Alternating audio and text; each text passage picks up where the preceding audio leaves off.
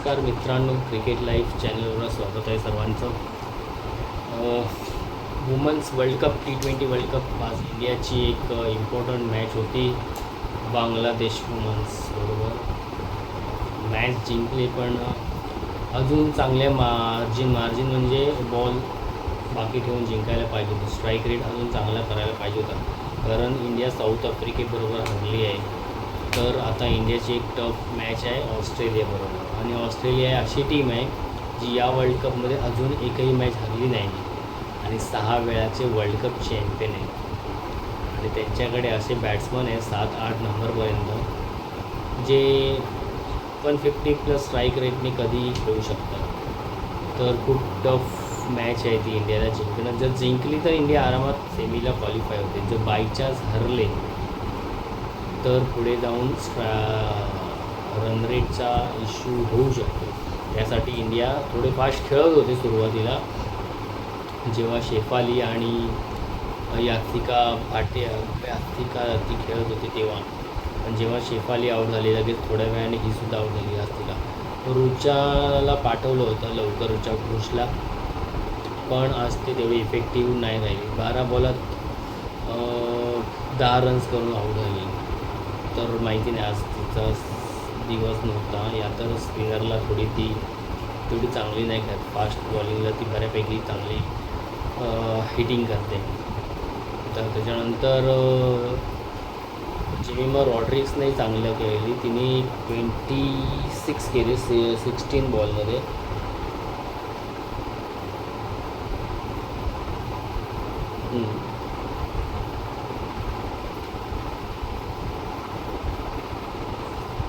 तर त्याच्यामुळे थोडा बेटर झाला आणि 16.5 ओव्हर्समध्ये आपण मॅच जिंकलो. 15 ओव्हर 14 ओव्हरला मॅच जिंकायला पाहिजे होतं, कारण जेव्हा शेफाली आणि ती खेळत होती तेव्हा मला वाटतं 95 का 92 स्कोअर झालेला 10.2 ओव्हर्समध्ये, जे 9 रन्स पर ओव्हर खेळत होतो. त्याच्यानंतर म्हणजे किती रन पाहिजे होते अजून आपल्याला? 37 म्हणजे 40-45 रन्स करायला जवळजवळ इंडियाने किती ओव्हर्स घेतल्या? 6-7 ओव्हर घेतले. तर रन बॉल खेळले जवळजवळ. तर ते पुढे जाऊन कॉस्ट नको करायला इंडियाला. हो ठीक आहे, आजची मॅच जिंकले तरीसुद्धा इंडिया एक वर्ल्ड चॅम्पियन बनायचं असेल तर जसं तिन्ही डिपार्टमेंटमध्ये टॉपला असायला पाहिजे: बॅटिंग, बॉलिंग आणि फिल्डिंग. तर बॅटिंग अजून 100% परफेक्ट नाही होत आहे. बॅटिंगमध्ये अजून पण इम्प्रूव्हमेंट आहे. बॅटिंग तरी ठीक आहे, 70-75% बऱ्यापैकी आहे. बॉलिंग पण ठीक आहे, बॉलिंग बरी आहे, म्हणजे 100% करेक्ट नसेल तरी 90% तर बॉलिंग चांगली आहे इंडियाची. पण फिल्डिंगमध्ये खूप इम्प्रूव्हमेंटची गरज आहे. 4 कॅच जर तुम्ही सोडताय तर खूप मुश्किल आहे. बस बांगलादेशसारखी टीम होती म्हणून ठीक आहे. ह्यात जर मोठ्या टीम असतील, इंग्लंड, ऑस्ट्रेलिया, साऊथ आफ्रिका, तर त्या टीम किती फायदा घेतील या गोष्टीचा. इझी कॅच होत्या. एकच जरा थोडीशी डिफिकल्ट होती, बाकी सगळ्या इझी कॅच सोडल्या. ते बांगलादेशसारख्या टीममध्ये म्हणून 4 कॅच सोडून पण 136 करू शकले. पण मोठी टीम सोडणार नाही. ते लोक 180-175 स्कोर करणारच, आणि तो इंडियाला चेस करणं खूप डिफिकल्ट जाईल. तर इंडियाला इम्प्रूव्हमेंटची खूप गरज आहे. आज बांगलादेशने टॉस जिंकून 136 केले फॉर 8 विकेट. त्यांच्या जी ओपनर होती एक जुरैया असं काय नाव आहे, तिने 33 केले 31 बॉलमध्ये. शोभना आहे, तिने 22 केले 26 बॉलमध्ये. निगार कॅप्टन ही चांगली खेळत होती, जरा दिसत होती चांगली, टचमध्ये होती. तिने 32 केले 26 बॉलमध्ये 27 बॉलमध्ये.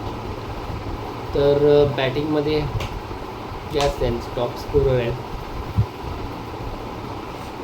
बाकी 10, 13, 12 असे रन्स केले, त्याच्यामुळे ते 136 करू शकले.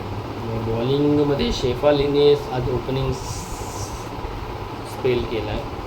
2 overs 11 रन्स, विकेट नाही.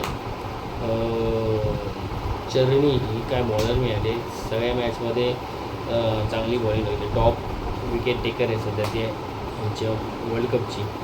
तिने 4 ओव्हर 21 रन देऊन 2 विकेट्स घेतले. दीप्ती शर्मा 4 ओव्हर 23 रन देऊन 0 विकेट.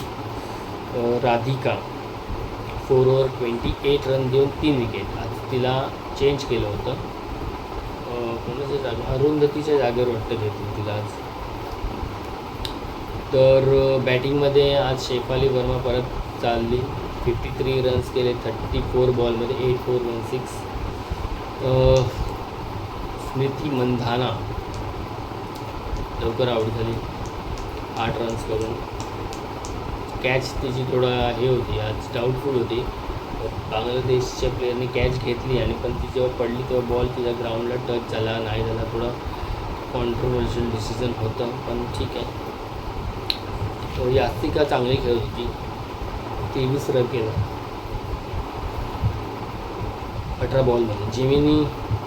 Jemimah 26-15 ball 3-6-1-4. सगळ्यात जास्त हायेस्ट स्ट्राईक रेट इंडिया बॅट्स वुमनमध्ये तिचा होता 173. हरमनप्रीत कौर एवढी मोठी बॅट्समन आहे, हिटर आहे, पण तो फॉर्म तिचा दिसला नाही अजून तरी. 13 रन्स केले 14 बॉल्समध्ये, नॉट आऊट राहिली. ठीक आहे. विकेट जरा 2 ते लागले आहेत. शेफाली, यास्तिका आणि रिचा घोष गेले पटापट, त्याच्यामुळे थोडी ती स्लो खेळली असेल कदाचित, पण बॅटिंगमध्ये पण तो टच फॉर्म दिसत नाही तिचा, कारण 1-2 शॉट तिचे ऑफ साईडचे असे मिस झाले ना की चांगले बाउंड्री बॉल होते ते. तर कॅप्टन्सकडून मोठ्या नॉकची खूप गरज आहे आणि इम्पॉर्टंट नॉक. ऑस्ट्रेलियाबरोबर आला तर वेल अँड गुडच आहे. ऑस्ट्रेलियाबरोबर जिंकायचं असेल तर इंडियाला 100% नाही, 120% तरी एफर्ट करावे लागणार, कारण ऑस्ट्रेलियाला 100%ने खेळलात ना तर त्यांच्या आसपास म्हणजे चेस करत असाल तर 10-15 रनने हराल. आणि जर टार्गेट दिलं असेल तर लास्टच्या ओव्हरपर्यंत जाल, पण त्यांना हरवायचंच असेल तर 120+. बॅटिंग, बॉलिंग आणि मेन फिल्डिंग. कॅच पण सोडतात आणि मिसफिल्ड, किती मिसफिल्ड यार. इझी 1 रन होता तिथे 2 रन काढले आज बांगलादेशच्या प्लेयरने. बॉल मारल्यावर कधी कधी कट करतात बघा प्लेयर, तेव्हा तो बॉल असा पडून टर्न होतो. तर आता एवढं तर या प्रोफेशनल प्लेयरला माहिती आहे, तर ती बॉलच्या अशी गेली आणि बॉल पडून असं गेला, बॉल गेला तिकडनं, तिकडे 2 रन्स काढले. एक ती प्लेयर होती, कोण चरणी होती काही माहिती नाही, बॉल धावते धावते पडून पकडून थ्रो करेपर्यंत 2 रन काढले पण त्यांनी. तर या गोष्टी इंडियाला खूप वर्क करायचे आहे जर पुढचा सेमीचा प्रवास त्यांना करायचा आहे. तर मी तर बोलतो रन रेटचा प्रश्नापेक्षा डायरेक्ट मॅच जिंकायलाच बघायला पाहिजे, कारण आता साऊथ आफ्रिका वुमन्सची चालू आहे आयर्लंडबरोबर. साऊथ आफ्रिकेने 108 रन केले आहेत, ओन्ली 1 विकेट लॉस. ब्रिक्स आहे, तिने सेंचुरी मारली 114 69 बॉलमध्ये, 15-4-3-6. आणि ड्रेक्स आहे, तिने 37 केले 16 बॉलमध्ये. तर साऊथ आफ्रिका इंडियाला वर्ल्ड कपमध्ये पण फायनलला आली होती.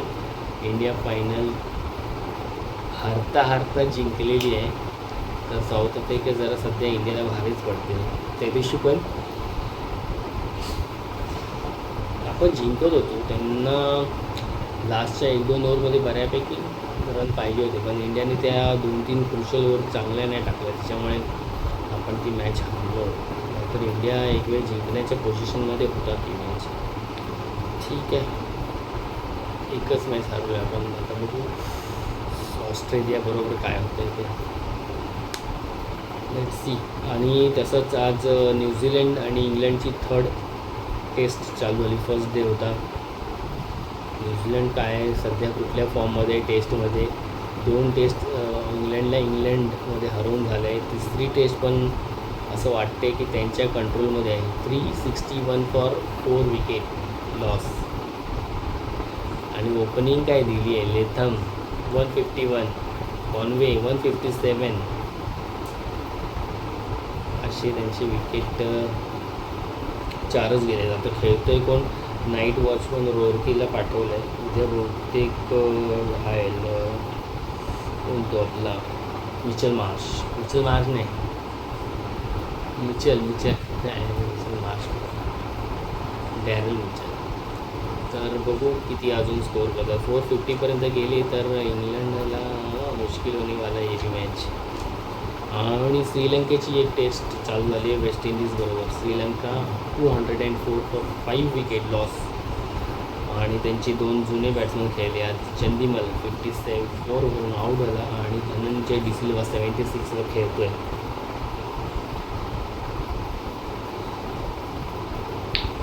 तर आता वुमन्सची साऊथ आफ्रिकेची मॅच आरामात जिंकतील ते आयर्लंड बरोबर असं वाटतंय. आणि एकदम पण आरामात जिंकले तर इंडियाला मुश्किल करणार आहे, कारण मग ते लोकांचं पण रन रेट बेटर होईल. इंडियाचं बेटर आहे खूप सध्या तरी त्यांच्यापेक्षा. पण बघू आज जर ते लवकर ऑल आऊट केलं 100-150पर्यंत तर त्यांचं पण वाढेल.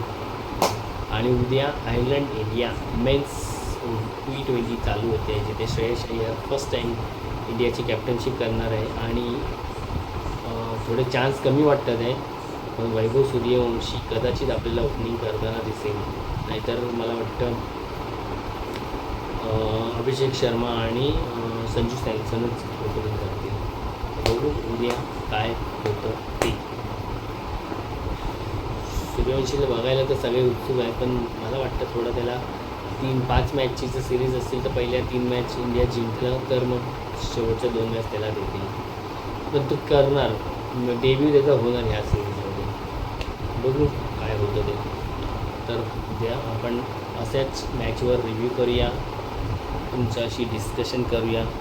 आणि माझा व्हिडिओ आवडला तर लाईक करा, शेअर करा आणि सबस्क्राईब करा. मित्रांनो, सबस्क्रायबरची खूप आवश्यकता आहे. तर जिथे असाल तिथे आनंदी राहा, खुश राहा, सेफ राहा. Bye bye.